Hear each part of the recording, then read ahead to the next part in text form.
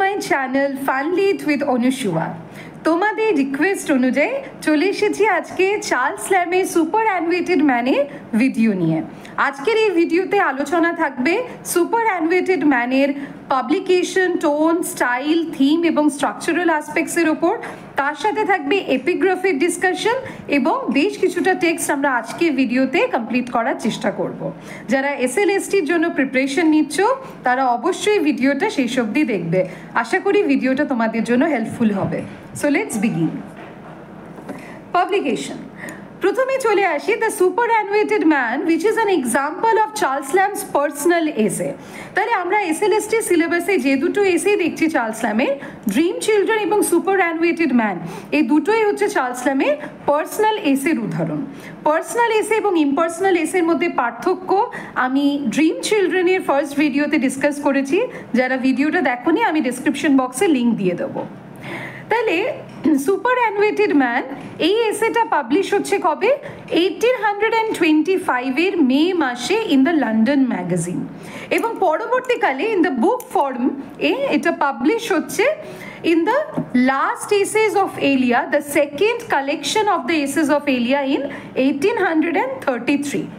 Dream Children publish হচ্ছে in the essays of Elia তে, আর the superannuated man got published in the later, in the last essays of Elia, অর্থাৎ the second collection of the essays of Elia in 1833. দ্বিতীয় কালেকশনে এটা কেন publish হচ্ছে তাহলে আলোচনা করতে হবে এসেটার theme. This particular essay, The Superannuated Man, deals with Charles Lamb's work life, okay, as a clerk in both the South Sea House as well as in the East India Company, okay, এবং যেহেতু তিনি it is conjectured that যেহেতু তিনি he got retired, he got his retirement in the year 1825, সেই জন্য তিনি এই এসেটা complete করেছিলেন 1825-এ, and eventually this essay got published first in the London magazine and then as a book form in that of the last essays of Elia, which is the second collection of the essays of Elia in 1833. Lamb, as a clerk, he worked in both South Sea House and that of the East India Company. মাত্র 14 বছর বয়সে পরিবেশগত কারণে বা পরিস্থিতিগত কারণে Charles Lamb had to stop his education and he had to start working, okay, because he had some certain family responsibilities. তো Charles Lamb South Sea হাউসে মাত্র 23 সপ্তাহ তিনি সেখানে চাকরি করেছিলেন as a clerk. Then after that, after some times he joined East India Company and he worked in East India Company for 33 years. এইখানে তোমরা এসেতে বারবার একটা রেফারেন্স পাবে 6 and 30 years, 36 বছরের কর্মজীবনের, কিন্তু বাস্তবে দেখতে গেলে দেখা যাবে চার্লস ল্যামের যে ওয়ার্কিং টেনিয়ার সেটা 33 বছর এবং ওই 23 সপ্তাহ যদি ধরা হয় সর্বসাকুল্যে প্রায় 34 বছরের একটা ওয়ার্কিং লাইফ, কিন্তু বারবার তিনি 36 ইয়ার্সের রেফারেন্সটা এই জন্যই দিচ্ছে আমরা ধরে নিতে পারি that this is a part of his mystification, তাই তো? যেরকম আমরা ড্রিম চিলড্রেনে পড়তে গিয়েও দেখেছি বেশ কিছুটা বাস্তব এবং কল্পনার সংমিশ্রণ তার এসেগুলোতে দেখা যায়। তাহলে পার্সোনাল এসের এটাও কিন্তু একটা বৈশিষ্ট্য যেখানে তিনি শুধুমাত্র কিন্তু এটা নিয়ে আলোচনা করছেন না that what happened in his life, but probably he also talked about what could have happened. এবং যেহেতু আমরা দেখেছি যে তার এই ওয়ার্কিং লাইফটা ওয়াজ টিডিয়াস, ভীষণ ক্লান্তিকর ছিল, যেখানে তিনি বারবার করে বলেছেন এক একটা দিন বা এক একটা বছর যেন অনেকগুলো বছর বা অনেকগুলো দিনের সমান ছিল, সেখানে প্রবাবলি আমরা ধরে নিতেই পারি এই 36 বছরটা is a part of his mystification, একটা রহস্য রয়েছে বিষয়টার মধ্যে, সেটা হয়তো কিছুটা তার লেখক কল্পনা, ঠিক আছে? তাহলে তার যদি ওয়ার্কিং টেনিয়ার ধরা যায় তাহলে ইস্ট ইন্ডিয়া কোম্পানিতে he worked for 33 years and prior to that তার আগে তিনি কাজ করেছিলেন সাউথ সি হাউসে as a clerk for 23 weeks, okay.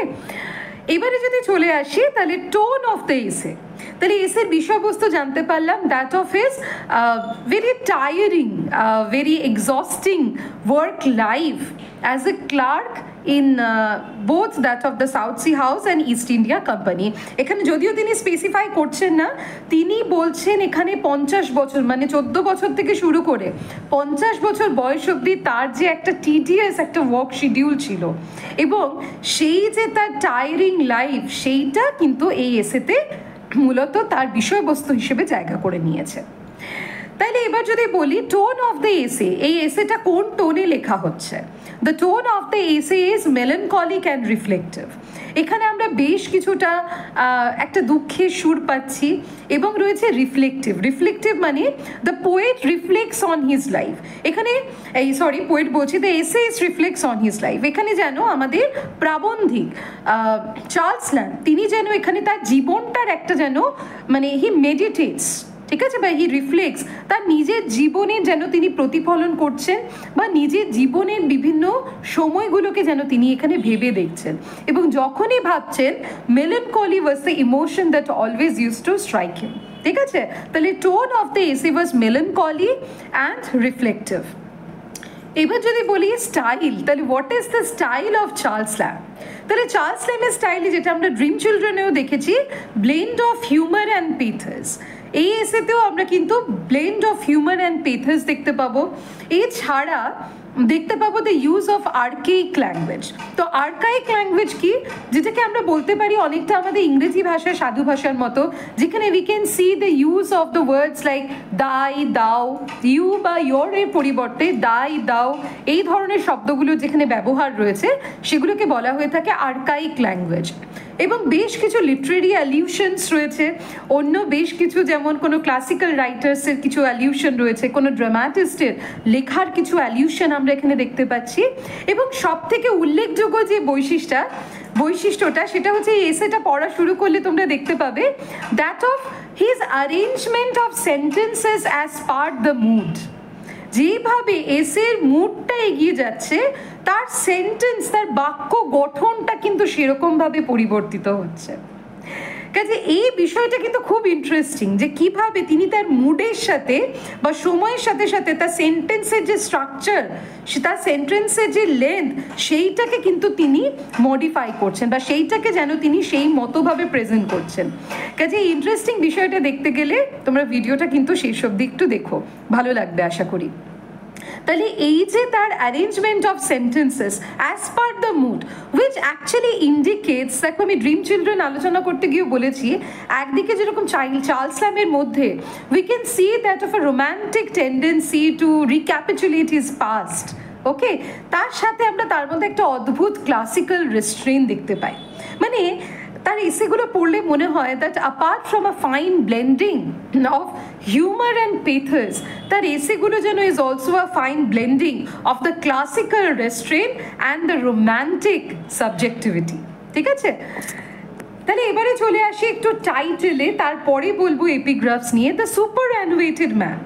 Super অ্যানুয়েটেড man, এই সুপার অ্যানুয়েটেড শব্দের অর্থ হলো যে মানুষকে তার বার্ধক্যজনিত কারণে রিটায়ার করানো হয়। ঠিক আছে, অর্থাৎ বার্ধক্যজনিত কারণে যখন একটা মানুষ অক্ষম হয়ে ওঠেন বা সেইভাবে সমর্থতা তার থাকে না, তখন তার যে রিটায়ারমেন্টটা চলে আসে সেইটাকে বলা হয়ে থাকে সুপার অ্যানুয়েশন। এবং এখানে যেহেতু তিনি তার এই বার্ধক্যজনিত কারণে তার যে কাজ করতে সমস্যা এবং সেখান থেকে যে তার রিটায়ারমেন্ট হয় সেই বিষয়টা এবং রিটায়ারমেন্টের আগের এবং পরের লাইফ, এই দুটো লাইফের মধ্যেকার যে পার্থক্য সেই বিষয়টা নিয়ে তিনি এখানে আলোচনা করেছেন। তাহলে the title is very much apt as regard to the theme of the essay. তাহলে এসের বিষয়বস্তু নিয়ে যদি আমরা টাইটেলটাকে একটা বিশ্লেষণ করি তাহলে দেখব কি the title actually reflects the very theme of the essay. এবারে চলে আসে epigraph. The essay Superannuated Man begins with 2 epigraphs. আচ্ছা, এপিগ্রাফ কি তাহলে একটু জেনে নিই। এপিগ্রাফ হচ্ছে is the short quotation or saying at the beginning of a book or chapter or of any text intended to suggest its theme. অর্থাৎ যে কোনো বই, যে কোনো কবিতা বলো বা যে কোনো বই, নাটক বলো, যে কোনো গদ্য বলো, সেখানে শুরুর আগে কোনো বিখ্যাত লাইন বা কোনো বিখ্যাত উক্তি তুলে দেওয়া হয়, যে উক্তিটা ওই বিষয়বস্তুর সাথে সম্পর্কিত, সেই উক্তিটাকে বলা হয়ে থাকে কি এপিগ্রাফ। যেরকম আমরা যখন টি.এস. এলিয়টের হলো ম্যান পড়বো, সেখানে দেখতে পাবে টি.এস. এলিয়ট বলছেন না, আ পেনি ফর দ্য ওল্ড গাই। হ্যাঁ, তো সেরকমভাবে এখানেও আমরা দুটো এপিগ্রাফ দেখতে পাচ্ছি। তো প্রথম এপিগ্রাফটা কি? সেরা টামেন রেসপিসিট লিবারেটাস। This is a Latin phrase, ঠিক আছে? এটা একটা ল্যাটিন ফ্রেজ। এই ফ্রেজটা নেওয়া হচ্ছে আমাদের ফেমাস পোয়েট ভার্জিলের ইকোলগস থেকে।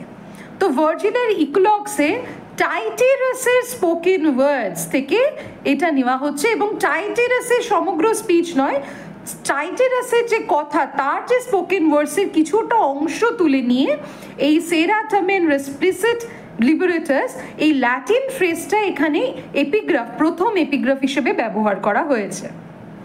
তাহলে সেরা টামেন রেসপিসিট লিবারেটাস, এইটার এই ফ্রেজটার, এই ল্যাটিন ফ্রেজটার ইংলিশ অর্থ হচ্ছে, মানে হচ্ছে লিবার্টি দো লেট লুকড আপন মি, মানে স্বাধীনতা দেরি করে হলেও অবশেষে আমার কাছে এসেছে, আমার মুখের দিকে চেয়ে দেখেছে। ঠিক আছে, মানে তিনি যেন পুরো, তাহলে দেখো কিভাবে এপিগ্রাফটা is connected with the entire theme of the text, যে তিনি যেন এসেটা যখন শুরু হচ্ছে আমরা দেখতে পাচ্ছি that of his tiring life in his office, সেইখান থেকে তিনি যেন বারবার মুক্তি পেতে চাইছেন, এবং সেই মুক্তির আশ্বাদ হিসেবে তিনি পাচ্ছেন যখন সুপার অ্যানুয়েশন, তারপরে তার যে ডিলেমা, এই সব কিছু কিন্তু এই প্রথমেই হিন্ট করে দিচ্ছেন তিনি এপিগ্রাফের মধ্যে দিয়ে, that of his longing for liberty. তাহলে এই এসেটার শুরুতে যে এপিগ্রাফটা, প্রথম এপিগ্রাফটা, সেটাও বলছে কি ল্যাটিন এপিগ্রাফ, লিবার্টি দো লেট লুকড আপন মি, দেরি করে হলেও স্বাধীনতা আমার মুখ পানে চেয়েছে। ঠিক আছে, আমার দিকে চেয়ে তাকিয়েছে, মানে অবশেষে দেরি করে হলেও আমি স্বাধীনতা পেয়েছি। ঠিক আছে, দ্য সেকেন্ড এপিগ্রাফটা হচ্ছে, বলা হচ্ছে যে গানটা, দ্যাট সেটা মনে করা হচ্ছে কি ও ক্যাফির লেখা। ও ক্যাফি, যেখানে দু রকমের ধারণা উঠে আসছে, দ্যাট অফ যে ও ক্যাফির এটা একটা সং মেয়র অফ গ্যারেট থেকে নেওয়া, বা কখনো এই ওপিনিয়নটা উঠে আসছে যে জর্জ কোলম্যানের একটা নাটক, জর্জ কোলম্যান ইয়াঙ্গারের একটা প্লে ইঙ্কল অ্যান্ড ইয়ারিকো, এই ইঙ্কল অ্যান্ড ইয়ারিকো প্লের একটা গান রয়েছে, সেই গানটা থেকে সেকেন্ড এপিগ্রাফটা নেওয়া। ঠিক আছে, তাহলে এই দুটো এপিগ্রাফ নিয়ে আলোচনা করলাম, আশা করি তোমাদের ক্লিয়ার হয়েছে। এবার আমরা টেক্সটে চলে আসবো। তাহলে প্রথমেই বললাম সেরা টামেন রেসপিসিট লিবারেটাস, এটা হচ্ছে একটা ল্যাটিন ফ্রেজ। তাহলে এমসিকিউতে প্রশ্ন আসতে পারে লাইনটা তুলে এটা কার থেকে নেওয়া হচ্ছে, মনে রাখবে ভার্জিলের ইকলগসে টাইটেরাসের স্পিচ, এবং the second line, the second epigraph, a clerk I was in London gay, এটা নেওয়া হচ্ছে ও ক্যাফের হয় মেয়র গ্যারেট সেই সংটা থেকে, আর তা না হলে আমরা দেখতে পাচ্ছি জর্জ কোলম্যান ইয়াঙ্গারের প্লে ইঙ্কল অ্যান্ড ইয়ারিকোর একটা সং, সেই সংটা থেকে নেওয়া হচ্ছে সেকেন্ড এপিগ্রাফটা। তাহলে যদি প্রশ্ন আসে লাইন তুলে সেরা টামেন রেসপিসিট লিবারেটাস, এটা কোন ভাষায় রয়েছে, আনসার হবে কি ল্যাটিন। তোমরা এই সমস্ত ডিটেলসগুলো একটু ভালো করে মনে রাখবে। If peradventure, reader, it has been thy lot to waste the golden years of thy life. বলছে if peradventure মানে if perhaps, ধরে নাও reader, it has been thy lot to waste the golden years of thy Lord, যে তোমার ইচ্ছে হয়েছে নিজের জীবনের, বা তুমি অনুভব করছো, ঠিক আছে, ইট হ্যাজ বিন দাই লর্ড, যে তোমার নিজের জীবনের যে সুবর্ণ দিনগুলোকে তোমাকে যদি নষ্ট করে দিতে হয়, দাই শাইনিং ইউথ, তোমার যে উজ্জ্বল যৌবন তোমাকে যদি নষ্ট করে দিতে হয়, in the irksome confinement of an office, irksome মানে ভীষণ বিরক্তিকর, একঘেয়ে, কনফাইনমেন্ট মানে বন্দি দশা, একটি অফিসের একঘেয়ে বন্দি দশায় তোমাকে একবার ভেবে দেখো, যদি নিজের জীবনের সুবর্ণ দিনগুলোকে নষ্ট করে দিতে হয়, নিজের উজ্জ্বল যৌবনকে এখানে শেষ করে দিতে হয়, to have thy present days prolonged, এবং তোমার এই যে প্রেজেন্ট ডেজ মানে তোমার এই বন্দি দশা যদি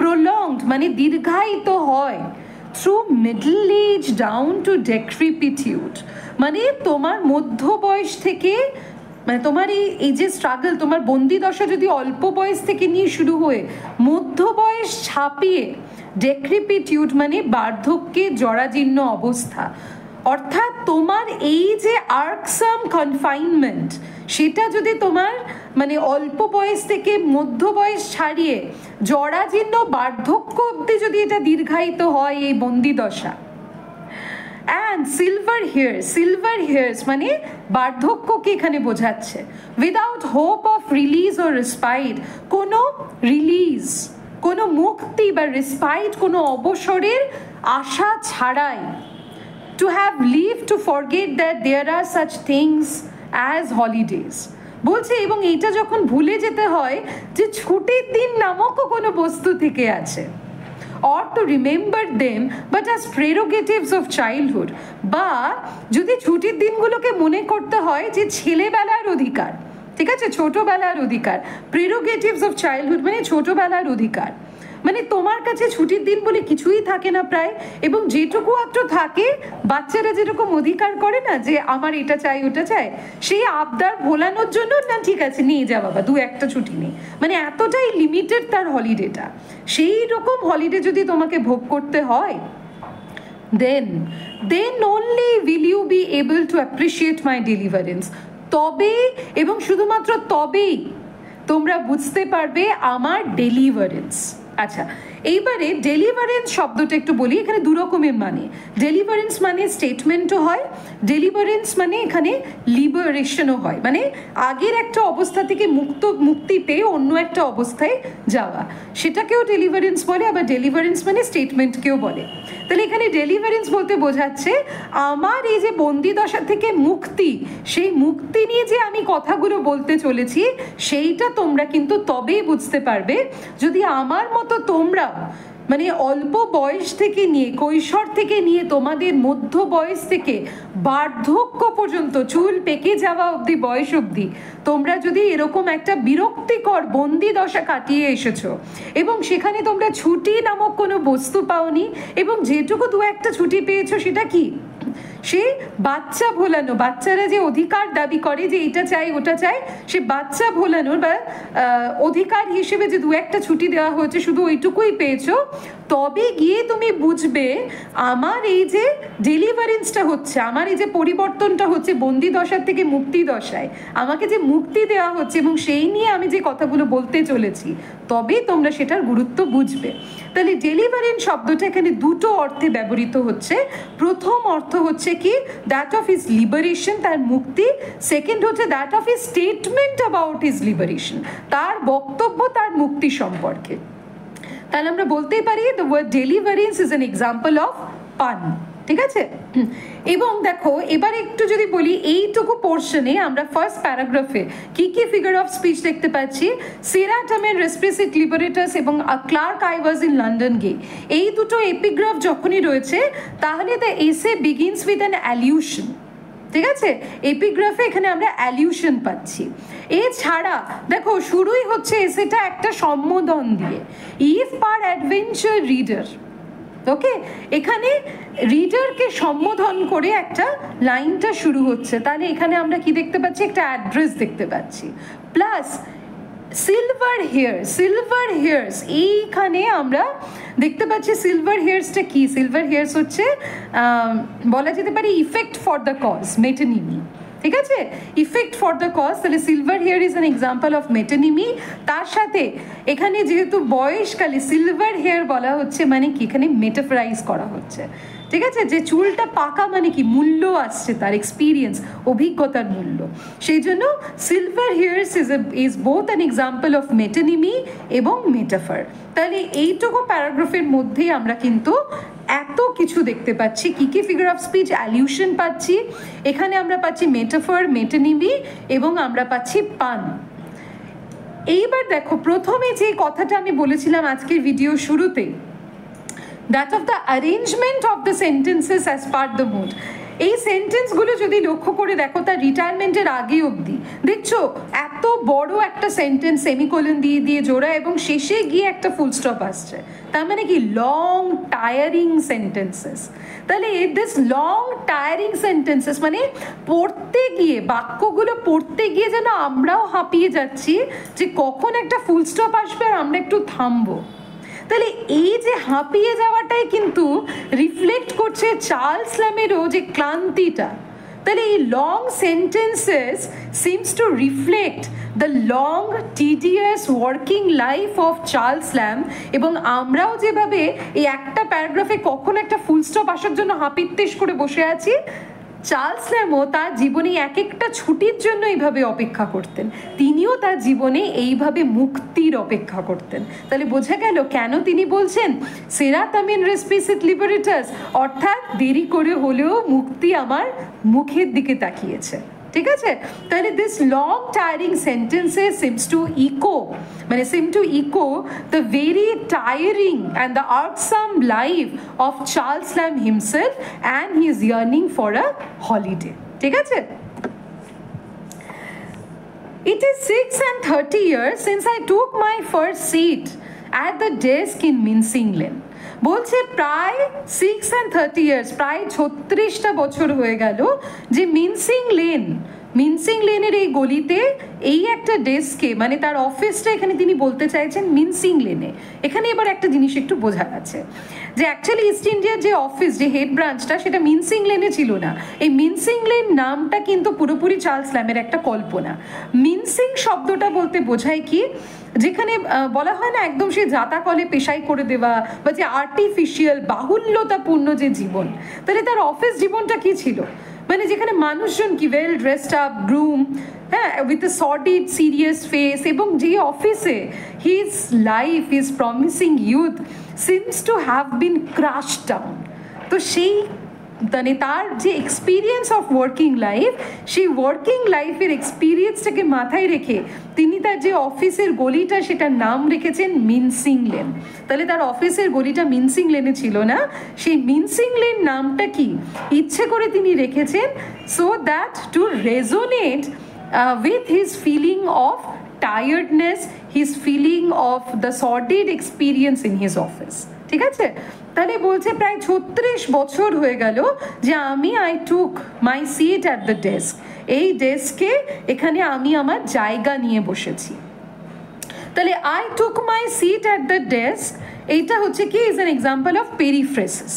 ঠিক আছে, মানে তিনি বলতে চাইছিলেন এখানে যে আমার কাজ শুরু করেছি না বলে তিনি বলছেন কি I took my seat at the desk, ঘুরিয়ে বলছেন কথাটা যে আমি 36 বছর ধরে এই অফিসের এই ডেস্কে নিজের জায়গা করে নিয়েছি। তাহলে 36 বছর ধরে কাজ করছি না বলে ঘুরিয়ে বলা হচ্ছে। Therefore I took my seat at the desk. This is an example of periphrasis বা circumlocution.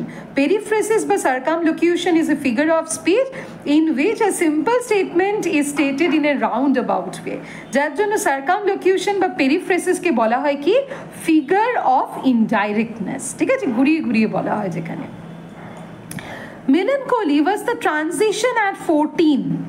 বলছে দুঃখই ছিল মানে which marked the transition, মাত্র 14 বছর বয়স থেকে আমার জীবনের গতিপথটা দুঃখের দিকে প্রবাহিত হতে শুরু করে।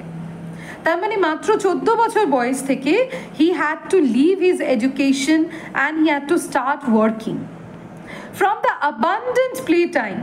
abundant মানে যেখানে একটা প্রাচুর্য ছিল, খেলার সময়ের প্রাচুর্য, যেখানে আমার কাছে প্রচুর সময় ছিল খেলাধুলো করার, সেই প্রচুর সময় থেকে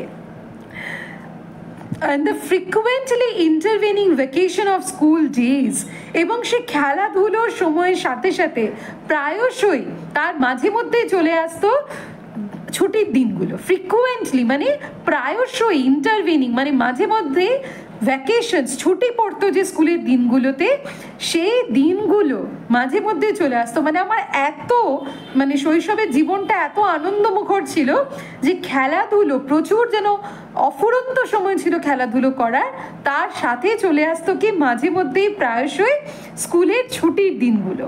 মানে ছোটবেলাটা বেশ ভালোই কাটছিল, আনন্দেই কাটছিল।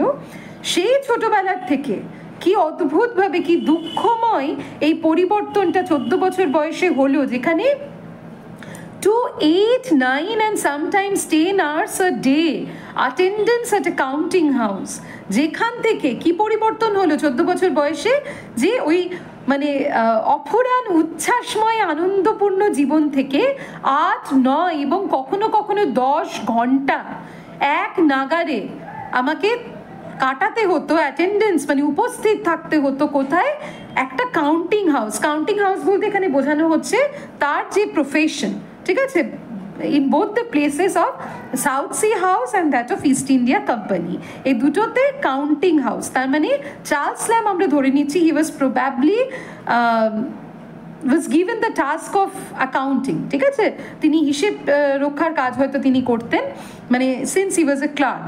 তাহলে সেখানে আমাকে 8, 9 এবং কখনো 10 ঘন্টা উপস্থিত থেকে কাজ করতে হতো। তার মানে একটা 14 বছর বয়সী বাচ্চার পক্ষে, বাচ্চাই বলতে পারি আমরা, এটা কিন্তু খুব টিডিয়াস একটা জব, তাই তো? মানে উচ্ছ্বাসময় একটা আনন্দপূর্ণ জীবন থেকে তাকে টেনে নিয়ে এসে এরকম একটা হার্ড ডেস্ক জবে বসিয়ে দেওয়াটা, this was really a melancholy transition. Transition মানে হচ্ছে পরিবর্তন। তাহলে তার ট্রানজিশনটা মেলানকলি কেন ছিল? Because he was dragged from a life of freedom, abundance, playfulness to a time of tedious hardship. I gradually বলছে দেখো, but time partially reconciles us to everything, to anything। বলছে কিন্তু সময়ের একটা অদ্ভুত বিষয় হচ্ছে, সময় আমাদের রিকনসাইল মানে মিলিত করা, ঠিক আছে, ভাব করে নেওয়া। সময় যেন আমাদেরকে শিখিয়ে দেয় যে কোনো পরিস্থিতির সাথে মানিয়ে নিতে, ভাব করে নিতে, ঠিক আছে। I gradually became contained, আমিও ধীরে ধীরে সন্তুষ্ট হতে শুরু করলাম, মানে মেনে নিতে শুরু করলাম। doggedly contented as wild animals in cages, তার মানে doggedly contented মানে দৃঢ়ভাবে যেন আমি অভ্যস্ত, contented মানে সন্তুষ্ট হয়ে গেলাম, অভ্যস্ত হয়ে গেলাম এই রকম জীবনের সাথে, ঠিক যেরকম as wild animals in cages মানে বন্য প্রাণীরা ধীরে ধীরে যেরকম মানে খাঁচার ভেতর থাকতে অভ্যস্ত হয়ে যায়, আমিও ঠিক এরকম অভ্যস্ত হয়ে গেলাম। আচ্ছা, ডগেডলি শব্দের অর্থ হচ্ছে দৃঢ়ভাবে, কঠোরভাবে, ঠিক আছে, মানে I have also discipline myself to become used to with this life.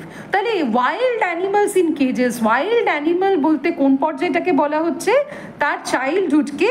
R cage বলতে বোঝানো হচ্ছে that of his life as a clerk, ঠিক আছে, তার working life as a clerk, সেইটাকে তুলনা করা হচ্ছে as wild animals in cages. তাহলে this line as wild animals in cages, it is an example of simile. কেননা এখানে তুলনাটা প্রকটভাবে রয়েছে, স্পষ্টভাবে, as, like, such as, similarly এই সমস্ত শব্দ থাকলে সেখানে সিমিলি হয়। তাহলে as wild animals in cages, এই বিষয়টা, এই লাইনটা is an example of simile.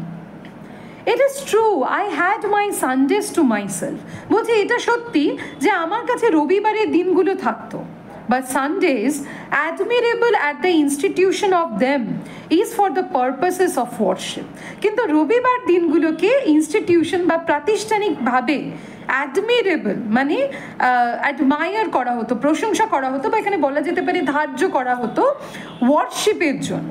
মানে সারা সপ্তাহব্যাপী মানুষজন যেহেতু সময়ের সাথে সাথে তাদের চলতে হয়, সময় পায় না, যার জন্য প্রাতিষ্ঠানিকভাবে এই রবিবার দিনটাকে প্রার্থনা মানে ওয়ার্শিপ, ঈশ্বরের কাছে প্রেয়ার করা বা ধর্মীয় আচার আচরণ পালনের জন্য এই দিনটাকে বেছে নেওয়া হয়েছিল। Are for that very reason the very worst adapted for days of unbending and recreation। বলছে এবং সেই কারণেই রবিবার দিনটা হয়ে উঠেছিল the very worst adapted for days of unbending and recreation। রবিবার দিনটা একেবারেই উপযুক্ত ছিল না রিক্রিয়েশন মানে একটু মনটা ভালো করার জন্য, একটু আনবেন্ডিং, একটু নিজের মতো করে জীবনটাকে একটু কাটাবো, আনন্দ ফুর্তি করবো, একটু রিক্রিয়েশন, ঠিক আছে, মনোরঞ্জন করব, সেই জন্য রবিবার দিনটা একেবারেই উপযুক্ত ছিল না। Because that day was destined to be for the religious purposes, ঠিক আছে? that day was destined for the religious purposes. সে যেহেতু ধর্মীয় কারণে সেই দিনটা ধার্য হয়েছিল, যার জন্য এই মনোরঞ্জনের জন্য বলা যেতে পারে ওই দিনটা একেবারেই উপযুক্ত ছিল না। কোন দিনটার কথা বলা হচ্ছে? Of course Sunday. In particular, there is a gloom for me attendant upon a city Sunday, a weight in the air. বলছে যার জন্য আমার কাছে ব্যক্তিগতভাবে, পার্টিকুলার মানে বিশেষত আমার কাছে সিটি সানডে অর্থাৎ রবিবারের শহরটা আমার কাছে ছিল কি গ্লুম। মনে হতো একটা গ্লুম, একটা দুঃখ যেন ইজ অ্যাটেন্ডেন্ট মানে উপস্থিত রয়েছে সমগ্র রবিবারের শহরটা জুড়ে। রবিবারের শহরটা চার্লস ল্যাম্বের কাছে কি মনে হতো? যেন সমগ্র দুঃখ যেন উপস্থিত সেই শহরটার উপরে। A weight in the air, weight মানে পরিস্থিতিটা যেন ভীষণভাবে ভারী, ঠিক আছে? তার মানে কি? আ গ্লুম ইন দ্য অ্যাটমসফিয়ার পারভেডেড, মানে একটা যেন খুব গ্লুম, একটা সর্টেডনেস, একটা সিরিয়াসনেস, একটা গ্লুম, একটা বিষাদময় যেন পরিবেশ থাকতো রবিবারটা চার্লস ল্যাম্বের কাছে। তার মানে একটা দিনই তিনি ছুটি পেতেন একটু জীবনটা উপভোগ করার, এবং সে একটা দিনে যেরকমভাবে তিনি জীবনটাকে উপভোগ করতে চাইছেন, দেখবে একটু পরেই আমরা দেখবো, তার কাছে কিন্তু কি ওই চুপ করে বসে থাকাটা জীবন নয়, because that he was use to in his office time. তার অফিসে মানে কি চুপ করে বসে কাজ করা, যার জন্য তিনি জীবনটাকে উপভোগ করতে পছন্দ করতেন।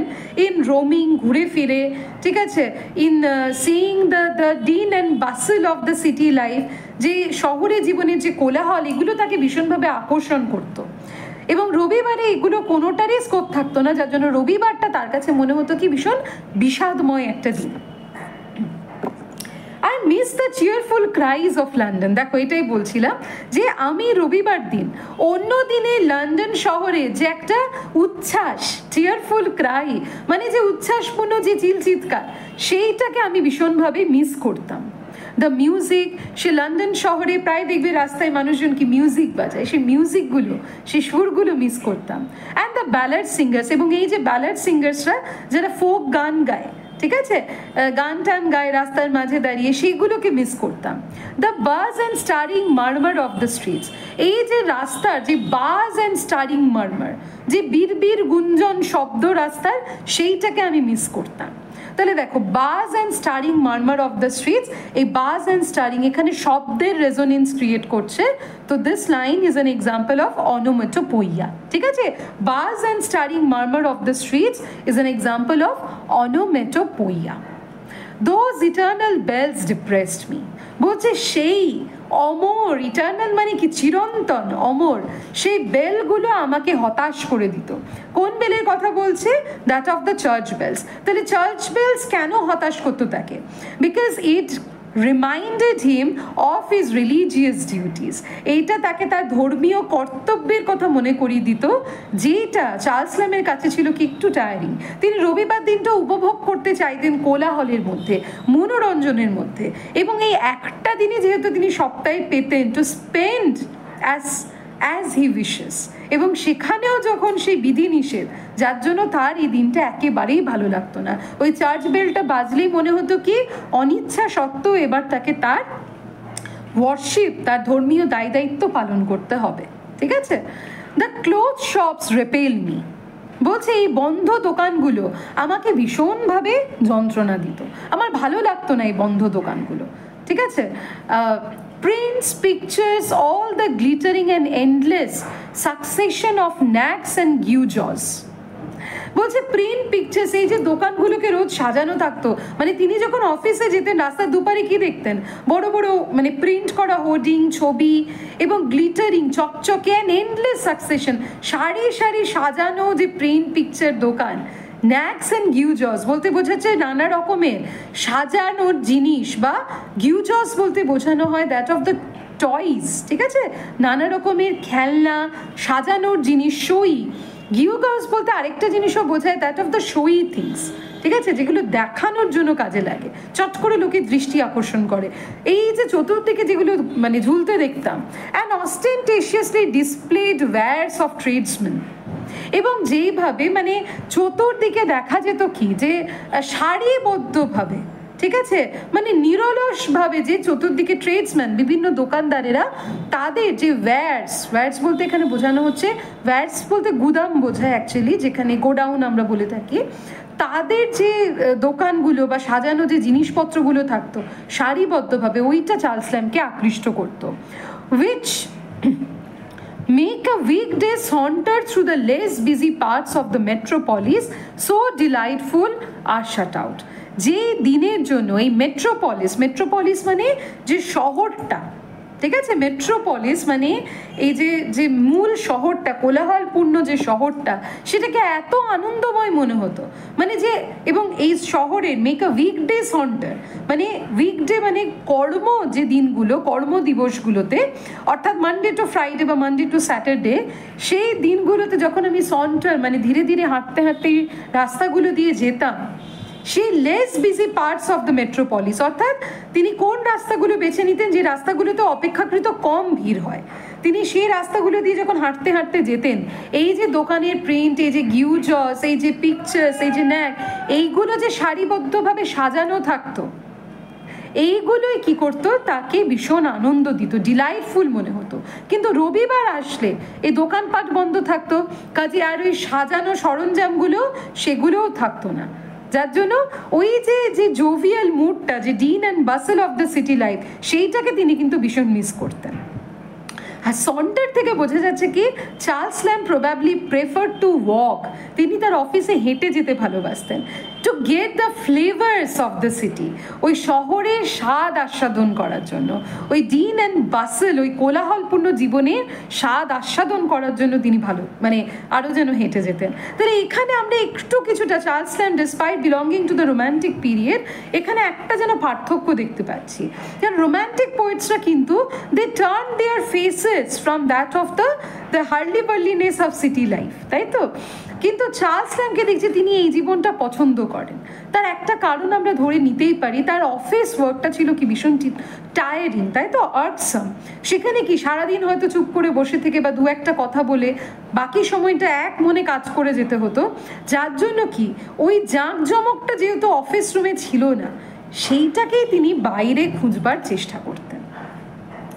তাহলে বলছে দেখো, নো বুক স্টলস ডিলিশিয়াসলি টু আইডল ওভার, মানে কোনো একটা ভালো বইয়ের দোকানও পর্যন্ত খোলা থাকতো না রবিবারে, ডিলিশিয়াসলি।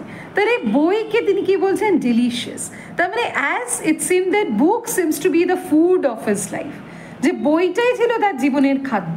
এবং তিনি যে প্রচুর পড়াশুনো করতেন, তার পুঁথিগত শিক্ষা বেশি না থাকলেও বা প্রথাগত শিক্ষা বেশি না থাকলেও তার যে পড়াশুনোটা যে তিনি চালিয়ে যেতেন এবং বিভিন্ন রকমের বই পড়তে ভালোবাসতেন, সেইটা বোঝা যায়।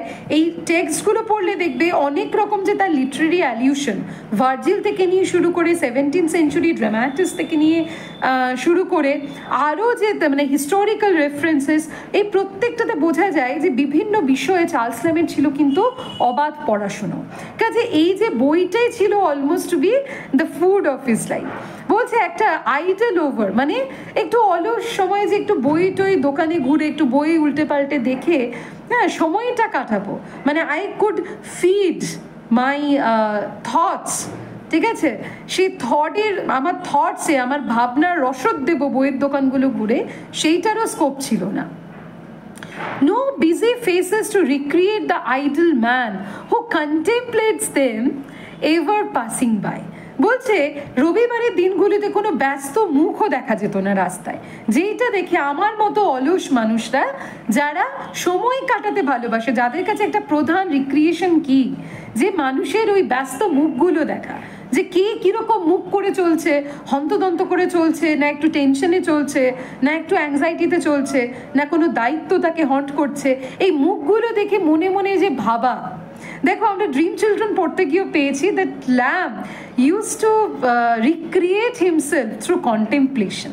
তিনি বিভিন্ন ভাবনা চিন্তা, তার জীবনের এটা একটা খুব বড় রিক্রিয়েশন ছিল বই পড়ার পাশাপাশি, সেটা হচ্ছে নানা রকম ভাবনা, মানুষের মুখ দেখে তাদেরকে স্টাডি করা, ঠিক আছে, এইগুলো তিনি ভীষণ ভালোবাসতেন।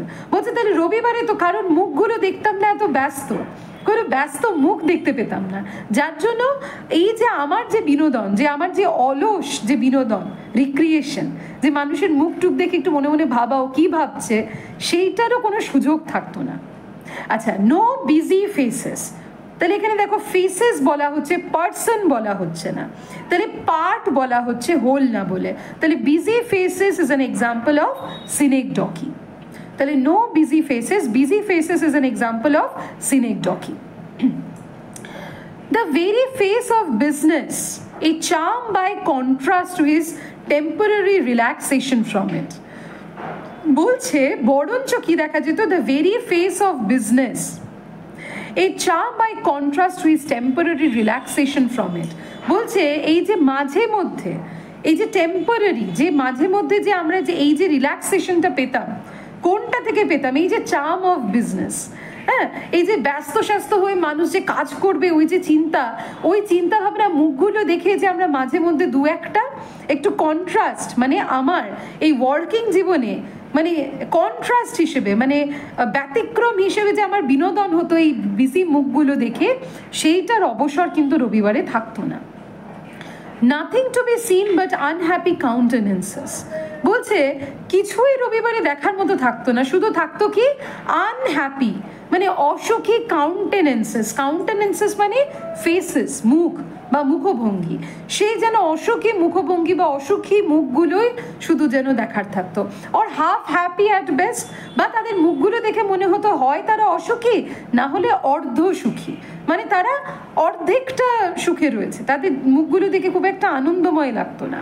অফ ইম্যানসিপেটেড প্রেন্টিসেস অ্যান্ড লিটল ট্রেডসফোক, তাহলে অর্ধসুখী কেন বলা হচ্ছে? ইম্যানসিপেটেড মানে একদিনই তারা একটু মুক্তি পেত, কারা?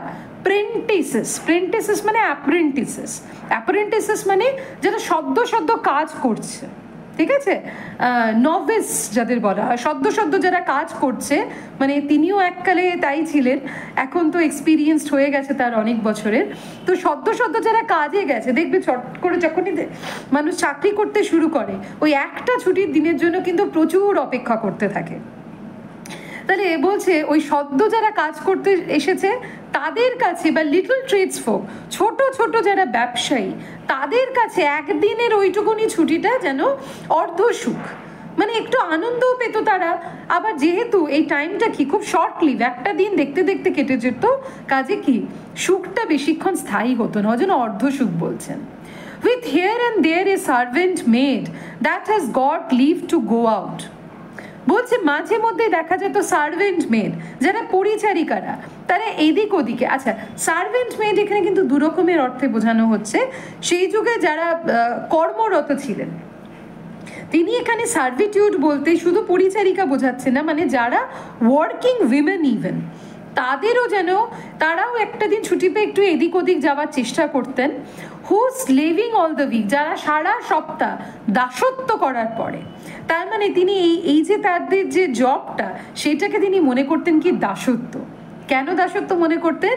Because that work was not for their containment, তাদের সুখের জন্য যেন তারা কাজ করতেন না, অর্থ উপার্জনের প্রয়োজন বা তাগিদে কাজ করতে হতো, যার জন্য এই ওয়ার্কটাকে চার্লস ল্যাম্বের মনে হতো কি ইটস লাইক স্লেভিং। ঠিক আছে, বলছে with the habit has lost almost the capacity of enjoying a free hour, বলছে এই সমস্ত যারা ওয়ার্কিং পিপল, তারা বা ওয়ার্কিং উইমেন, তারা যেন সারা সপ্তাহে এই দাসত্ব করার পরে তাদের যে অভ্যেসটা, যে আনন্দ করার যে অভ্যেসটা, যে ক্যাপাসিটি, যে ক্ষমতাটা আনন্দ করার, যে অবসর সময়, ফ্রি আওয়ার মানে অবসর সময়ে এই যে আনন্দ করার যে ক্ষমতাটা, যে অভ্যেসটা, সেইটা যেন তাদের মধ্যে থেকে চলে গেছে। তার মানে সারা সপ্তাহ এই টক্সিক ওয়ার্ক অ্যাম্বিয়েন্সে থেকে যে সপ্তাহ শেষে যে এইটুকুনি একটা দিন ছুটিতে একটু আনন্দ করবে, সেই অভ্যেসটা বা আনন্দ করার ক্ষমতাটা যেন তারা হারিয়ে ফেলেছে। তার মানে দেখতে পাচ্ছ এখানে কিভাবে বলা হচ্ছে যে মানুষ কিভাবে মেশিন হয়ে যাচ্ছে, যে আবেগ অনুভূতি এই জিনিসগুলো মানুষ হারাতে শুরু করছে। And lively expressing the hollowness of a day's pleasuring, এবং তাদের মুখভঙ্গিতে, তাদের চলাফেরাতে এই বিষয়টা স্পষ্ট, তারা এটা যেন তুলে ধরছে যে একদিনের যে আনন্দ করতে দেওয়া আমাদের, ঠিক আছে, অফ এ ডেজ প্লেজারিং মানে একদিনের যে আনন্দ, সেই ভাবনাটা কতটা হলো, কতটা মানে ব্যর্থ, ঠিক আছে, কতটা অন্তঃসার শূন্য। যে সারা সপ্তাহ খাটিয়ে নিয়ে মানে প্রায় আর কি তাদেরকে যন্ত্রে পরিণত করে একদিনের অবসরটা, সেই ভাবনাটা কতটা অন্তঃসার শূন্য এটা তাদের মুখ দেখলেই বোঝা যায়। The very strollers in the fields on that day look anything but comfortable. বলছে মাঠে যেখানে যারা স্ট্রলার্স, যারা ভ্রমণ করে মানে ঘোরে হাঁটে, তাদের মুখ দেখে এইটুকুনি বোঝা যায় যে তারা আর যেমনই থাকুক তারা খুব একটা কমফোর্টেবল নয়, তারা খুব একটা আরামে নেই। মানে একটা ছুটি যে একটু আরাম করবো, আয়েশ করে কাটাবো, এই বিষয়টা তাদের মধ্যে নেই। তাদের মধ্যেও কাজ করে কি একটা অ্যাংজাইটি, এই বোধহয় এই দিনটা কেটে গেল, এই বোধহয় এই দিনটা কেটে গেল, আবার আরেকটা সপ্তাহের অপেক্ষা। ঠিক আছে, মানে কি একটা দিন ছুটি পাচ্ছে, সেই ছুটিটাকেও মানুষ আর উপভোগ করার ক্ষমতাই নেই। দেখো অনেকটাই বড় সেন্টেন্সেসগুলো এটাকে আবারও বলছি রেজোনেট করছে। That of Charles Lamb sighs for a holiday, তার যে দীর্ঘশ্বাস যে একটা ছুটির দিনের জন্য, সেইটাকে এখানে রেজোনেট করানো হচ্ছে থ্রু দ্য লং সেন্টেন্সেস। বলছে বিসাইড সানডেজ, রবিবারগুলো ছাড়া I had a day at Easter, আমি একটা দিন ছুটি পেতাম ইস্টারে, and a day at Christmas, এবং ক্রিসমাসে। ঠিক আছে, মানে ইস্টার স্যাটারডে এবং ক্রিসমাস এই দুটোতে আমরা একটা একটা করে ছুটি পেতাম। তার মানে দেখো গুড ফ্রাইডেতেও ছুটি থাকতো না। With a full week in the summer to go and air myself in my native fields of Hertfordshire, আর একটা ছুটি পেতাম সামারে পুরো এক সপ্তাহ, ফুল উইক। ঠিক আছে, পুরো এক সপ্তাহ ছুটি পেতাম যাওয়ার জন্য, to go and air myself. Air myself মানে গা ভাসিয়ে দেওয়ার জন্য। কোথায় যেতেন তিনি? In my native fields of Hertfordshire, আমার যে জন্মস্থান মানে আমাদের যে ভিটে, ঠিক আছে, যে দেশের বাড়ি, সেইখানে যেতাম, যেটা কোথায় না হার্টফোর্ডশায়ারে। এই হার্টফোর্ডশায়ারের আমরা একটা রেফারেন্স ড্রিম চিলড্রেনে পেয়েছি, নরফোক বলতে তিনি হার্টফোর্ডশায়ারকে ওখানে বুঝিয়েছিলেন। তো বলছে যখনই ছুটি পেতাম আমি কোথায় যেতাম? হার্টফোর্ডশায়ারে। This last was a great indulgence.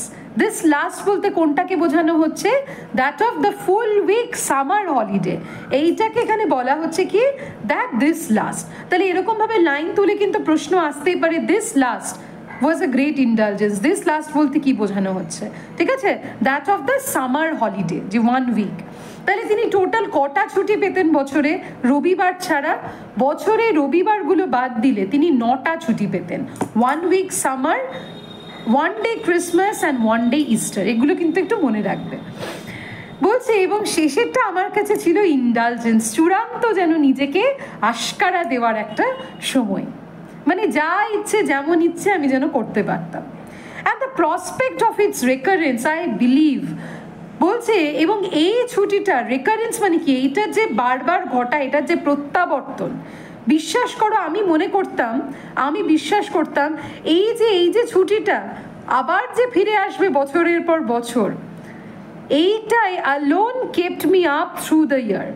সেই আশাতে সারা বছর আমি যেন নিজেকে ঠিক রাখতে পারতাম, মানে আমি সারা বছর শুধু এই আশাতেই থাকতাম যে এই বছরটা, এই সময়টা কেটে গেলে আবার ওই 7 দিনের ছুটি পাবো। ওই ছুটির যে রেকারেন্সটা, তার প্রত্যাবর্তনটাই আমাকে সারা বছর টিকিয়ে রাখতো। অ্যান্ড মেড মাই ডিউরেন্স টলারেবল, এবং আমার এই যে ডিউরেন্স বলতে সময়সীমা, মানে 1 বছর ছুটি শেষের পরের যে আরেক বছর ছুটি শুরুর এই মাঝের যে সময়সীমা, সেটাকে বলা হচ্ছে ডিউরেন্স। তাহলে আমার এই যে ডিউরেন্সটাকে, এই সময়সীমাটাকে কি করতো? টলারেবল, সহনীয় করতো। ঠিক আছে, মানে ওই পেনফুল ওয়ার্ক লাইফে এইটা আমার কাছে একটা যেন সহনীয় ছিল যে এই মুহূর্তটা কেটে গেলে আবার ওই 1 সপ্তাহ ছুটি পাবো। তাহলে বলছে but when the week came round, এবং যখন সে একটা সপ্তাহ শেষ হয়ে যেত, did the glittering phantom of the distance keep touch with me, বলছে তখনও কি এই যে glittering phantom of the distance, তাহলে এই 1 বছর ছুটি শেষ হওয়ার থেকে পরের বছর ছুটি শেষ হওয়া অবধি এই যে সময়টা, এইটাকে তিনি বলছেন কি glittering phantom of distance. Distance মানে কি? এই যে সময়সীমা, দূরত্বটা, মানে আরও এখন 1 বছরের অপেক্ষা, এইটা ডিস্টেন্স। ফ্যান্টম মানে কি? এখানে ধারণাটাকে বলছেন, ঠিক আছে? ফ্যান্টম মানে আমরা কি বুঝি? অশরীরী, তাই তো? তাহলে ফ্যান্টম বলছে এই যে ছুটির ভূতটা, যে ভূতটা কি না গ্লিটারিং, তাহলে ফ্যান্টম বলতে অন্ধকার বোঝায়, ঠিক আছে? মানে আলোহীন একটা কায়াহীন শরীরকে বোঝায় ফ্যান্টম। তাহলে বলছে এই ছুটির যে ভূতটা সেটা কি ছিল? তার কাছে ছিল কি গ্লিটারিং, চকচকে, মানে প্রমিসিং। তাহলে 1 বছর এই যে ছুটির ভূতটা, ঠিক আছে, তার মনের ওপরে ঘর করে থাকতো, তাকে স্পর্শ করে থাকতো, এবং তার জন্য এই যে তার এই যে ডিস্টেন্সটা, 1টা বছর ছুটি শেষ থেকে পরের বছর ছুটি শুরু হওয়ার অবধি যে অপেক্ষাটা, এই যে ডিউরেন্সটা বা ডিস্টেন্সটা, এইটা তার কাছে ছিল যেন ভুতুরে, মানে এই ভাবনাটা, মানে থটটাকে তিনি বলছেন ফ্যান্টম, হলো কি ইট ওয়াজ এ গ্লিটারিং ফ্যান্টম, এটা যেন তার কাছে আনন্দময় একটা অপেক্ষা ছিল।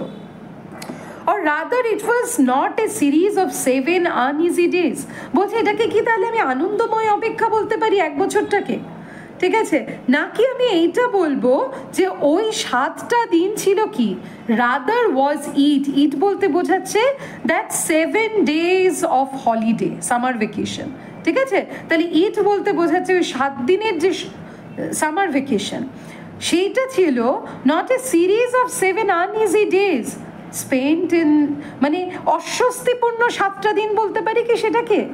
spent in restless pursuit of pleasure, যেখানে আমি রেস্টলেস, আমি কি ঝটফট করতাম যে যত পারি আনন্দকে চেজ করব, পারসিউ মানে চেজ করা, যে যত পারি আমি আনন্দের পেছনে ছুটবো, অ্যান্ড এ ভ্যারিসাম অ্যাংজাইটি, এবং ভীষণ ক্লান্তিকর একটা অ্যাংজাইটি, একটা উত্তেজনা কাজ করতো, to find out how to make the most of them, যে আমি কি করে এই 7 দিনের সময়ে মানে সব থেকে, মানে how would I utilise the maximum out of the 7 days of holiday, যে এই 7 দিন ছুটির ম্যাক্সিমামটা আমি কি করে মানে আস্বাদন গ্রহণ করব, ঠিক আছে, কি করে আমি এই আনন্দটা উপভোগ করব, ম্যাক্সিমাম কতটা ইউটিলাইজ করতে পারি।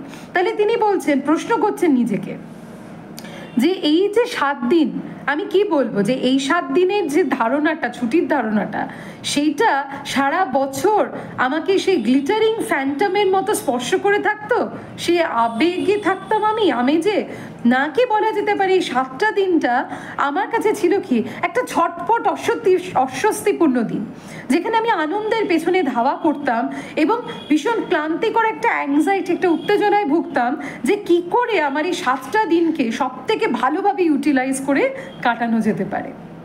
বিফোর, তারপরে বলছেন দেখো, where was the quiet, where the promised rest, বলছে কোথায় গেল সেই কোয়াইট, সেই শান্ত, সেই প্রমিসড রেস্ট, যে রেস্টটা, যে বিশ্রামটা আমার কাছে কি ছিল? প্রমিসড। কোয়াইট এখানে কি, এটা তার বোঝাচ্ছে তার এই ওয়ার্কিং লাইফটা যেটা ছিল কি কোয়াইট, ঠিক আছে?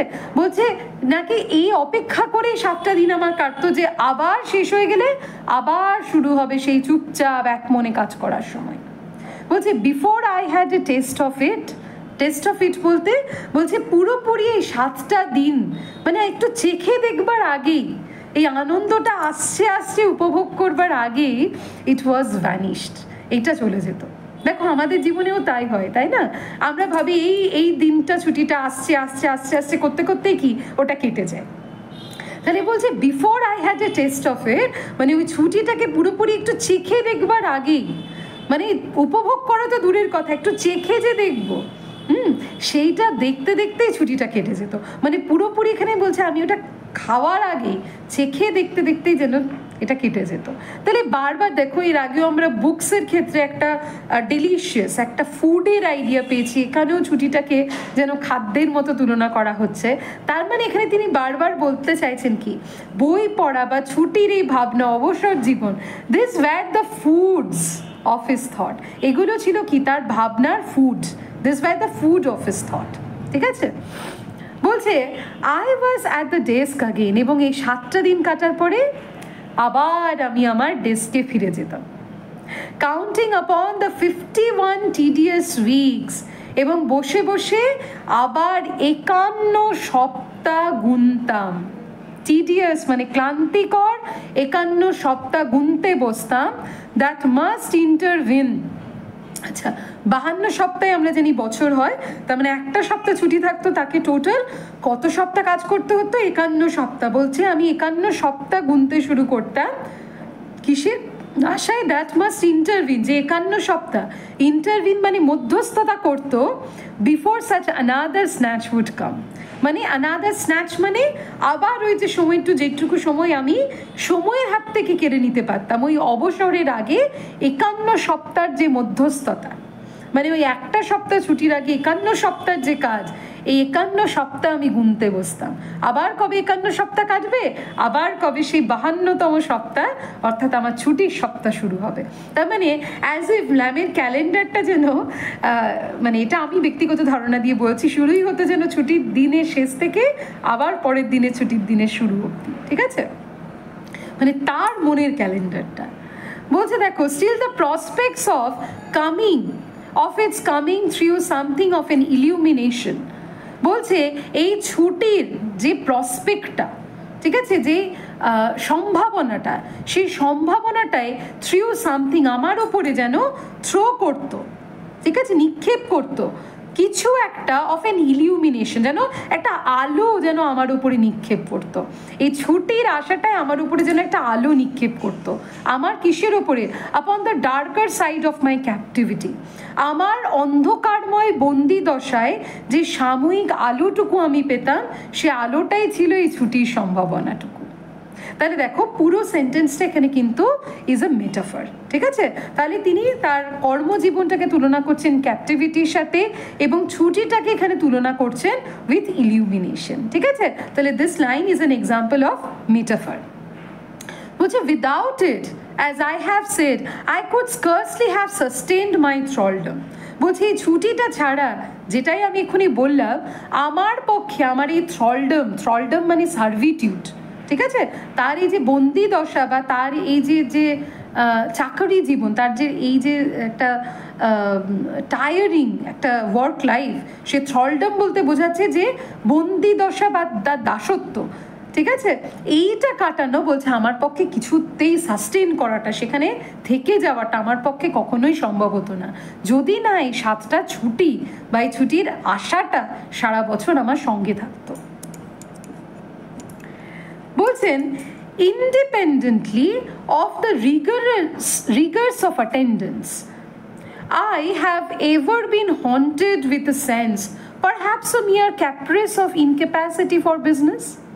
বলছে independently of the rigorous attendance, মানে independently of the rigorous attendance বলতে বোঝাচ্ছে প্রত্যেক দিন এক এক দিন করে, রিগারাস মানে সেই শ্রমসাধ্য, অ্যাটেন্ডেন্স মানে উপস্থিতি, ইন্ডিপেন্ডেন্টলি মানে এক একটা দিন, মানে আমার এক একটা দিন অফিসে উপস্থিত হওয়ার সাথে সাথে I have ever been haunted with a sense, আমাকে যেন একটা সেন্স, একটা অনুভূতি যেন তাড়িয়ে নিয়ে বেড়াতো।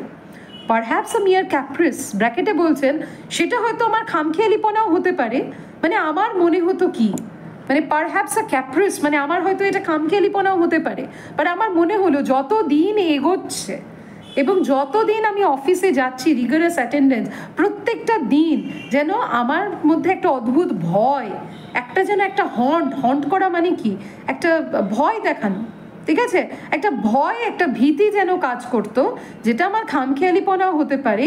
কিসের ভীতি? অফ ইনক্যাপাসিটি ফর বিজনেস, বিজনেস মানে কাজ, ইনক্যাপাসিটি মানে অক্ষমতা, যে আমার বোধহয় কাজ করার অক্ষমতাটা চলে যাচ্ছে, এই ভয়টা প্রত্যেক দিন যেন আমাকে ধীরে ধীরে হন্ট করতো, তাড়িয়ে নিয়ে বেড়াতো। This during my letter years, পরবর্তীকালে মানে পরবর্তী বছরগুলোতে, মানে যত তার বয়স বাড়তে শুরু করে তত it had increase two such a degree, এই ভয়টা এতটাই বেশি বেড়ে গেল that it was visible in all the lines of my countenance, যে এই ভয়টা, কাউন্টেনেন্স আগেও বলেছি ফেস, আমার মুখে সমস্ত রেখায় যেন ফুটে উঠতে শুরু করলো। তোমরা এই ছবিটা দেখতে পাচ্ছ, এখানে বুঝতে পারবে ওই যে টেনশন, অ্যাংজাইটি, মানে মুখের রেখাগুলোতে বলছে। আর এখানে দেখো সে ডেস্ক জব, একটা ছোট্ট টিমটিমে আলো, ঠিক আছে, সেখানে এতগুলো সেই কাগজের স্তর, বলছে আমার যেন মনে হতো শুরু করলো কি, যে আমি বোধহয় আমার কাজ করার সামর্থ্য হারিয়ে ফেলেছি, এবং এইটা দিনের পর দিন এত বেশি বেড়ে গেল এই ভয়টা, যে আমার মুখে চোখে, আমার মুখের রেখাগুলোতেও যেন সে ভয়টা দেখা দিতে শুরু করলো। My health and my good spirits flagged, বলছে আমার শরীর এবং আমার যে গুড স্পিরিটস, আমার মানে যে মনের যে অবস্থা, সাধারণত আমি যে আনন্দে থাকতাম, গুড স্পিরিটস বলতে বোঝাচ্ছে মাই জোভিয়াল মুড, সেইটা যেন মনে হচ্ছিল কি ফ্ল্যাগড, মানে এটা যেন নিচে নেমে যাচ্ছে। I had perpetually a dread of some crisis. Perpetually মানে চিরন্তনভাবে মনে হলো যেন আমি যেন একটা ক্রাইসিস, একটা অভাবে ভুগছি, to which I should be found unequal. বলছে to which I should be found unequal, এবং এই যে ভয়ে আমার যেন কোনো জুড়ি মেলা ভার, ঠিক আছে, I should be found unequal, এই ভয়ের যেন আমি কোনো সমাধান পাচ্ছিলাম না, মানে এই ভয়টা আমাকে এতটাই গ্রাস করেছিল যে ভয়ে যেন আমার জুড়ি মেলা ভার হয়ে গেছিল। বিসাইডস মাই ডে লাইট সার্ভিটিউড, বলছে সারা দিনের আমার সার্ভিটিউড বলতে তার যে চাকরি, ঠিক আছে, সেটাকে তিনি বলছেন আমার সারা দিনের কাজের পরেও I served over again all night in my sleep, বলছে সারা রাত ঘুমিয়েও আমি যেন কাজ করে যেতাম। তার মানে দেখো এইটা বোঝাচ্ছে কি তার এই যে অ্যাংজাইটিটা হচ্ছে ওয়ার্ক লাইফে, এই যে অতিরিক্ত কাজের প্রেশার, সেখান থেকে ঘুমোচ্ছে যখন, ওই ভাবনাটা হন্ট করছে, এই বোধহয় আর আমি ঠিকঠাক কাজ করতে পারবো না, এই বোধহয় আমার ভুল হয়ে যাবে, হ্যাঁ, এটা ইন্ডিকেট করছে একটা অ্যাকিউট সেন্স অফ মেন্টাল আগনি বা ডিপ্রেশন। বলছে রাতেও যেন আমাকে সেই ধারণাগুলো, মানে ঘুমের মধ্যেও যেন আমি কাজ করতাম, and would awake with the terrors of imaginary false entries, এবং যখন ঘুম থেকে উঠতাম আমার মনে হতো, আমি কল্পনা করতাম আমি যেন কোথাও একটা ভুল এন্ট্রি করে দিচ্ছি, মানে কোথাও যেন আমি অঙ্ক করতে গিয়ে কাউন্টিং, মানে তার কাজটা ছিল মূলত হিসেব রক্ষা করা, যেটা একদম ভিডিও শুরুতেই বললাম, বলছে আমি যেন কোথাও কোনো ভুল নম্বর এন্ট্রি করে ফেলছি, ঠিক আছে, এরার্স ইন মাই অ্যাকাউন্টস, আমি হয়তো কোনো কিছু সংখ্যা গুনতে ভুল করে দিচ্ছি, হয়তো হবে 100 আমি লিখে দিচ্ছি 200, এরকম হয়তো ভুল আমার হচ্ছে, এইরকম ইম্যাজিনারি মানে কল্পনা করতাম আমি এটা, ঘুম থেকে ওঠার পরেও অ্যাংজাইটি থাকতো। And no prospect of emancipation presented itself, এবং আমার মনে হতো এই যে দুশ্চিন্তা থেকে মুক্তির, এম্যান্সিপেশন মানে মুক্তি বা লিবারেশন, এই পথ যেন আর আমার কাছে নেই, মানে there is no way to escape from this situation. I had grown to my desk as it were, and the wood had entered into my soul, বলছে এই ডেস্কের সামনে কাজ করতে করতে আমি যেন ডেস্কের মতো করেই যেন মানে ভাবতে শুরু করে দিয়েছি। I had grown to my desk, মানে যেহেতু এই ডেস্কের সামনে বসেই আমি বড় হয়েছি, মানে 14 বছর বয়স থেকে এই বয়স অবধি দেখতে পাবো প্রায় 50 বছর বয়স, এত বছর বয়স অবধি যে আমি কাজ করেছি, বলছে এই বয়সে মানে মনে হচ্ছে কি ডেস্ক কি দিয়ে তৈরি হয়, উডেন ডেস্ক, তাই তো, বলছে ওই ডেস্কের কাঠটা যেন আমার আত্মায় ঢুকে গেছে, মানে আমার আত্মায় আমার যে স্পিরিটটা, আমার সোলটা আর নেই, আমার মনে হৃদয় নেই, আমার সোল নেই, আত্মা নেই, যেন ওই ডেস্কটাই যেন আমি হয়ে গেছি, ওই কাঠটা যেন আমার আত্মায় প্রবেশ করেছে, মানে আমি যেন ওই জড় পদার্থ, ডেস্কের মতো জড় পদার্থই যেন হয়ে গেছি। মাই ফেলোজ ইন দ্য অফিস, বলছে অফিসে আমার যে মানে সহকর্মীরা, would sometimes rally me upon the trouble legible in my countenance, তারা প্রায়শই আমার মুখ দেখে বুঝে যেত, মানে প্রায়শই তারা র্যালি মি আপন মানে আমাকে প্রশ্ন করতো যে কি ব্যাপার ভাই, তোমাকে দেখে এত চিন্তিত লাগছে, সব ঠিকঠাক তো, হ্যাঁ, তাহলে র্যালি মি আপন মানে হচ্ছে তাকে কোয়েশ্চেন করা, তাকে জিজ্ঞেস করা যে সব কিছু ঠিকঠাক আছে তো। But I did not know that it had raised the suspicions of any of my employers, বলছে আমি জানতাম না, আমার মুখ দেখে কারোর মনে কি এই বিষয়টা সন্দেহ হয়েছিল যে আমি এরকম একটা অ্যাংজাইটিতে ভুগি, এমপ্লয়ার্স মানে আমার যারা মালিক, তাদের মনে এই সন্দেহ হয়েছিল কিনা।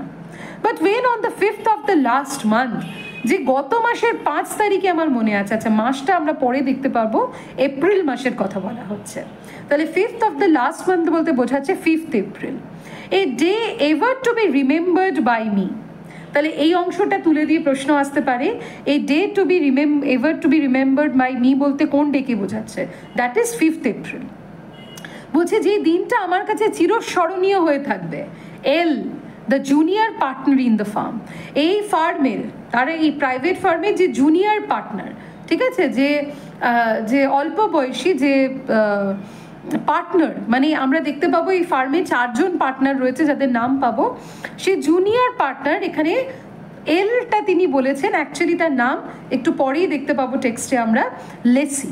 ঠিক আছে, সে জুনিয়র পার্টনার লেসি একদিন calling me on one side, তিনি আমাকে ডেকে একটা কোনায় নিয়ে গেলেন, directly taxed me with my bad looks and frankly inquired the cause of them. বলছে directly taxed with me with my bad looks, আমার এই যে মুখভঙ্গি দেখে আমাকে ট্যাক্স মানে যেন চার্জ করলেন, কি ব্যাপার। এবং তারপরে তিনি ফ্র্যাঙ্কলি, ঠিক আছে, একটু স্বাভাবিক হয়ে আমাকে প্রশ্ন করলেন যে আমার এরকম চিন্তিত অবস্থা, এই যে চিন্তা করে আছি, মুখে চোখের এরকম অবস্থা, এটার কারণ কি। সো ট্যাক্সড, আমি এতটাই চিন্তিত ছিলাম, I honestly made confessions of my ইনফর্মিটি। ওই চিন্তায় আমি সৎভাবে যেন কনফেশন, স্বীকারোক্তি করে ফেললাম আমার ইনফর্মিটি, যে আমি আমার দৃঢ়তা হারাচ্ছি। ঠিক আছে, আমি কনফিউজড হচ্ছি, ইনফর্মিটি বলতে বোঝাচ্ছে আমার অদৃঢ়তার কথা আমি স্বীকার করে ফেললাম। And added that I was afraid I should eventually be obliged to resign his service. এবং আমি এটাও যোগ করলাম যে আমার ভয় হয় আমাকে না এই কাজটা থেকে রিজাইন করতে হয়, মানে এই কাজটা যেন আমাকে নিজেকেই না ছেড়ে দিতে হয়, যে এতটা আমি অ্যাংজাইটিতে ভুগছি। He spoke some words of course to hurten me. তিনি অবশ্যই এমন কিছু কথা বললেন যেটাতে আমার মনে ব্যথা লাগে। মানে দেখো, যেরকম ভাবে বলে না যে এরকম করলে হবে না, আপনাকে আরো মন দিয়ে করতে হবে, মালিক শ্রেণীর যেরকম কথা থাকে।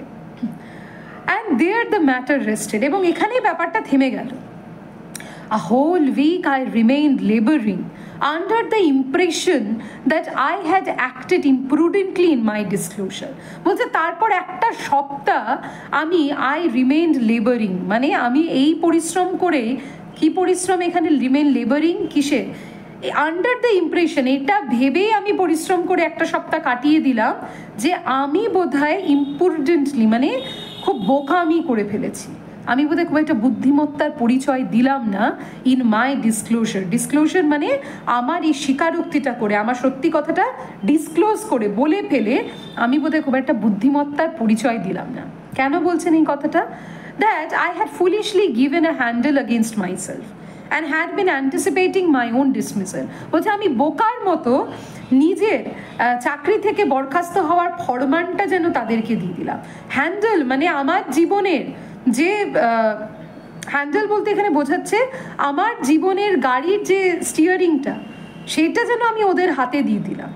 ঠিক আছে, তারা যেন তাদের ইচ্ছে মতো এবার আমার জীবনটাকে চালাবে। এবং আমি অ্যান্টিসিপেট করলাম, আমি এখানে আশা করছিলাম বা ভাবছিলাম, অ্যান্টিসিপেট করা মানে কোনো কিছু ভাবা, ভাবছিলাম মাই ওন ডিসমিসাল, এই বোধহয় আমাকে এরা চাকরি থেকে বরখাস্ত করে দিল।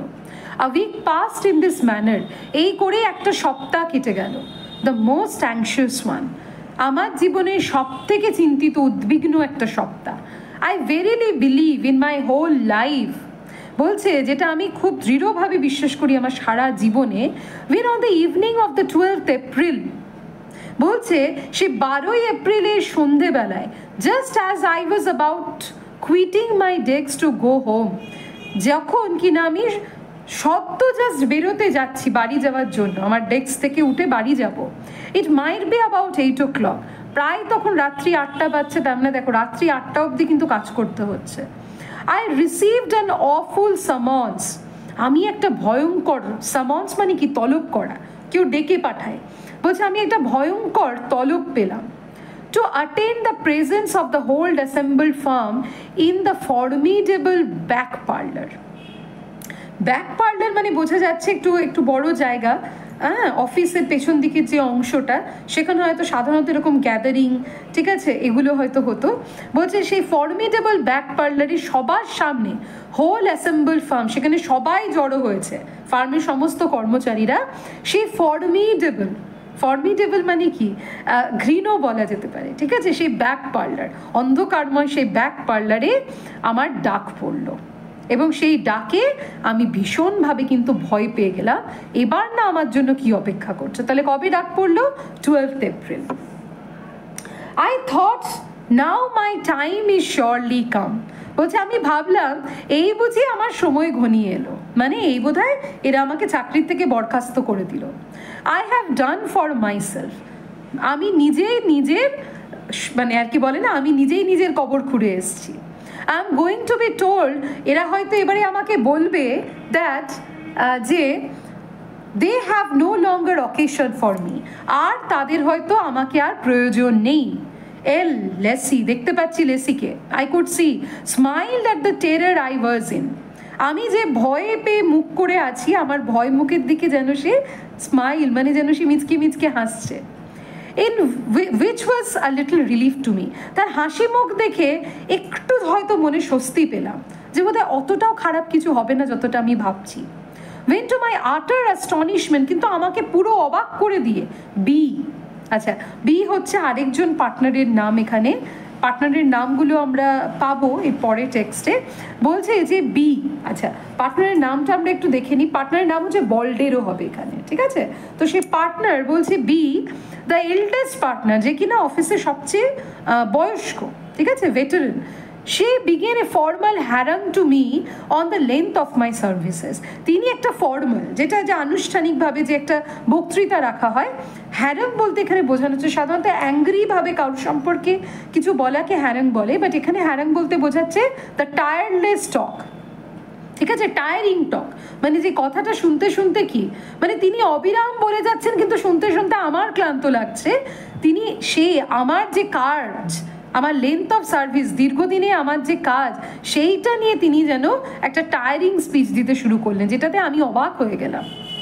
মাই very meritorious conduct during the whole of the time, তিনি প্রশংসা করলেন যে আমার সমস্ত কর্মজীবনে আমি কতটা মেরিটোরিয়াস, ঠিক আছে, কতটা প্রতিভাশালীভাবে আমি কাজ করেছি। The dues thought I, how did he find out that, বলছে মানে হে ভগবান, মানে কি করে সে বুঝতে পারলো এটা, কি করে আমার মেরিট সে খুঁজে পেলো, মানে তিনি অবাক হয়ে যাচ্ছেন, আমার মেরিট কোথায় খুঁজে পেলো। I protest I never had the confidence to think as much, বলছে আমি এখানে প্রোটেস্ট মানে বিরোধিতা করতে পারি যে নিজের সম্পর্কে এত ভালো কথা ভাবার মতো কনফিডেন্স, আত্মবিশ্বাস কিন্তু আমার ছিল না। আমার কোনোদিনও মনে হয়নি যে আমি একটু মেরিটোরিয়াসলি কাজ করেছি। He went to descant on the expediency of retiring at a certain time of life. বলছে he went on to descant, আচ্ছা descant মানে হচ্ছে সুরে গান গাওয়া, ঠিক আছে, মানে he used to muse over বলতে চাইছেন, তিনি যেন বলতে চাইলেন মানে সুরে গান গাইতে চাইছে। দেখো এই যে কথাগুলোই কিন্তু চার্লস ল্যামের সেন্স অফ হিউমারকে ইন্ডিকেট করে। তিনি যেন সুর করে বললেন about the experience of returning at a certain time of life, যে জীবনে একটা সময়ের পরে অবসর নেওয়ার যে প্রয়োজনীয়তা বা যে মানুষ যে আশা রাখে, সেইটা তিনি বললেন। হাউ মাই হার্ট প্যান্টেড, আমার বুকটা কিভাবে যে তখন ধরফড় করছিল আমিই জানি, ঠিক আছে। How my heart panted, this is an example of exclamation. And asking me a few questions, এবং আমাকে দু একটা প্রশ্ন করলেন as to the amount of my property, যে আমার বর্তমানে সম্পত্তির পরিমাণ কতটা, of which I have a little, যেটা আমি জানি খুবই সামান্য। এন্ডেড উইথ এ প্রপোজাল, এবং সেই সব কিছু শেষে তারা আমার কাছে একটা প্রপোজাল, একটা প্রস্তাব রাখলেন। To which his three partners nodded a grave assent. তাহলে প্রপোজালটা কে রেখেছিল? বল্ডেরো, ঠিক আছে, এল্ডার পার্টনার বি কি প্রপোজাল রাখলেন, এবং সেই প্রপোজালে বাকি তিনজন যে পার্টনার তারা মাথা নেড়ে গিভ অ্যাসেন্স মানে সম্মতি জ্ঞাপন করলেন। প্রস্তাবটা কি ছিল? That I should accept from the house, যে অফিস থেকে আমার গ্রহণ করা উচিত, which I had served so well, যেহেতু আমি এত বছর এত ভালো করে কাজ করেছি, এ pension for a life to the amount, মানে সারা জীবনের জন্য আমি একটা পেনশন পাবো, of the 2/3 of my accustomed salary, যে বর্তমানে আমি যত টাকা মাইনে পাচ্ছি, বেতন পাচ্ছি, সেই বেতনের প্রায় 2/3 আমি পাবো। মানে অর্থাৎ চার্লস ল্যাম যদি সে সময় 30,000 টাকা বেতন পেতেন, তাকে 20,000 টাকা পেনশনে দেওয়ার কথা বলা হলো। আ ম্যাগনিফিসেন্ট অফার, বলছে এটা চমৎকার অফার, এর থেকে ভালো অফার যেন আর হতেই পারে না। মানে Charles Lamb was very happy. দেখো বয়সকালে মানুষের এটাই চিন্তা থাকে যে রিটায়ার হয়ে গেলে কি করে সংসার চলবে, ঠিক আছে, and he was a bachelor, he could not marry, right. তো তার কাছে মানে 30,000 টাকা এত কষ্ট করে খেটে সেখান, মানে আমি এখানে 30,000 একটা ইমাজিনারি অ্যামাউন্ট বলছি, সেখানে অফিসে না গিয়ে অবসরে প্রায় তার 2/3 স্যালারি ঘরে বসে পাওয়া, এটা তার কাছে was like a magnificent offer, চমৎকার একটা অফার, মানে এর চাইতে ভালো অফার যেন হতেই পারে না। তাহলে magnificent offer, this is also an example of exclamation. আজকের ভিডিওতে এটুকু নিয়ে আলোচনা করলাম, পরের ভিডিওতে আমরা এসের বাকি অংশটুকু নিয়ে এগোবো। তোমাদের যদি ক্লাসটা মানে এই ভিডিওটা যদি ইফেক্টিভ মনে হয়, ভালো লেগে থাকে, অবশ্যই চ্যানেলটা সাবস্ক্রাইব এবং শেয়ার করবে এবং অবশ্যই একটু কমেন্ট করবে, ঠিক আছে? আর তোমরা কি কি পড়তে চাও সেই বিষয়গুলো আমাকে কমেন্ট সেকশনে কমেন্ট করে জানাবে। WBSLST নিয়ে আমার অন্যান্য ভিডিওগুলোর লিঙ্ক আমি ডিসক্রিপশন বক্সে দিয়ে দেবো, তোমরা ডিসক্রিপশন বক্সে গিয়ে সেই ভিডিওগুলো দেখতে পারো। সঙ্গে থাকবে।